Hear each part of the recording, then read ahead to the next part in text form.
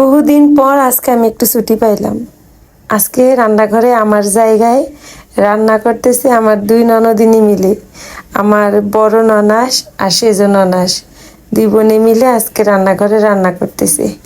আজকে আমার দুই ননদিনী মিলে রান্না করবে বরিশাল অঞ্চলের মানুষের প্রিয় খাবার, এই যে ভাতের চালের পোলাও। আমি বিয়ে হয়ে আসার পর থেকে দেখি ওনারা এই রান্নাটা অনেক পছন্দ করে সবাই। আমার বড়মশাই তো অনেক পছন্দ। সে তার দিদিরা যখন আসবে শুনে তখন থেকেই বলতে শুরু করে, দিদিরা আসলে পোলাও রান্না করবা। তো দুই ননদিনী মিলে রান্না করলো, রান্না শেষ। আমি সবাইকে খেতে দিলাম। এই যে চিংড়ি মাছ দিয়ে, ইলিশ মাছ দিয়ে আর শোল মাছ দিয়ে পোলাওটা রান্না করে, খেতে কিন্তু অনেক ভালো লাগে। ওই দিন আমার ফ্রিজে ইলিশ মাছ, চিংড়ি মাছ কোনোটাই ছিল না, শোল মাছ ছিল। শোল মাছ দিয়ে দিদিরা রান্না করছে, অনেক স্বাদের হয়েছে কিন্তু খাইতে। দিদিদেরকে খেতে দিয়ে এইদিকে আমি আবার ঘরের কিছু কাজ ছিল গুছাই নিলাম। বাজার থেকে কি কি পাঠাইছে এগুলো তুলে রাখলাম। দিদিরা তো রান্না করছে, দিদিদের সাথে সাথে আমি সব কিছু গুছাই দিলাম, ঘরের সব কাজ শেষ করলাম। তারপরে বিকালবেলা আমার বড় ননাস বলল সে একটু আঙ্গিনায় যাবে।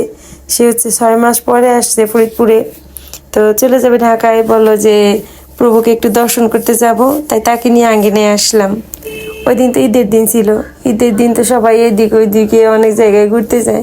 আমি আর কই যাব ঘুরতে, আমার ঘুরতে যাওয়ার জায়গায় এই একটা আঙ্গিনা। প্রত্যেক শুক্রবার দিন বিকালবেলা আঙ্গিনায় আসি, এইখানেই ঘুরি। তো আসলাম ঈদের দিন আঙ্গিনায়, আর আঙ্গিনায় আসলাম, এসে নাট মন্দিরে প্রভুকে প্রণাম করলাম। তারপরে দেখা হইলো এই যে আমার পাশে আছে সুন্দরী এই বৌদিটার সাথে। বৌদি কিন্তু নিয়মিত আমার ব্লগ দেখে, আমার ব্লগগুলো তার অনেক ভালো লাগে। তার সাথে এই সুন্দর মুহূর্তটা ক্যামেরাবন্দি রাখলাম। সে কিন্তু দেখতে বেশ সুন্দরী।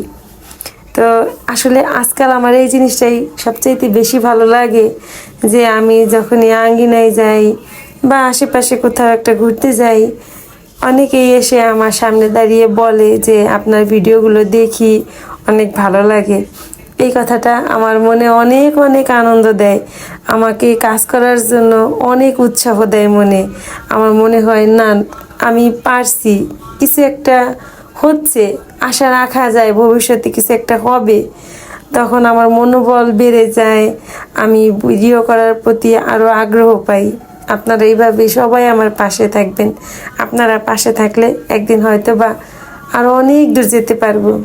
তো আসলাম আঙ্গিনায়, আঙ্গিনায় এসে ননদিনীকে সঙ্গে নিয়ে পুরো আঙ্গিনাটা একটু হাঁটলাম। তারপরে এই যে এখানে সিঁড়িতে বসলাম।